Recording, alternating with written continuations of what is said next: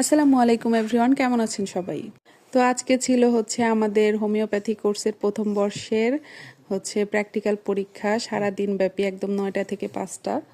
তো যেহেতু সারা দিন ব্যাপী পরীক্ষা, তাই দুপুরের দিকে ক্ষুধা লাগাটাই স্বাভাবিক। আমাদের কলেজটা হচ্ছে গজারিয়াতে, এর আশেপাশে কোনো হোটেল, রেস্টুরেন্ট, দোকানপাট কিছু নাই। তো সবাই মিলে বললাম যে চলো সামনে যাওয়া যাক, এখানে গজারিয়াতে নাকি একটা খুব ভালো মানের চা পাওয়া যায়, কিন্তু দুপুরের দিকে এজন্য আর চায়ের দোকানটা খোলা ছিল না। তো তারপর আমরা সেখান থেকে নিরাশ হয়ে চলে আসলাম ভেওয়ামারা বাজারে, কিন্তু ভেওয়ামারা বাজারে এসেও আমরা কিচ্ছু পেলাম না, এখানে এসেও আমরা নিরাশ। তো তারপর সবাই মিলে আমরা সিদ্ধান্ত নিলাম যে এবার আমরা পিপুলবাড়িয়া বাজারে যাব। এখানে একটা বিখ্যাত হোটেল আছে যেটা হচ্ছে চানের হোটেল নামে পরিচিত, কিন্তু হোটেলের নাম হচ্ছে হোটেল সোনিয়া। তো চানের হোটেলের কালাভুনা মাংসটা অনেক মজা, সবার মুখে মুখেই। তো আমি এর আগে নিয়েছিলাম, বেশ ভালো ছিল।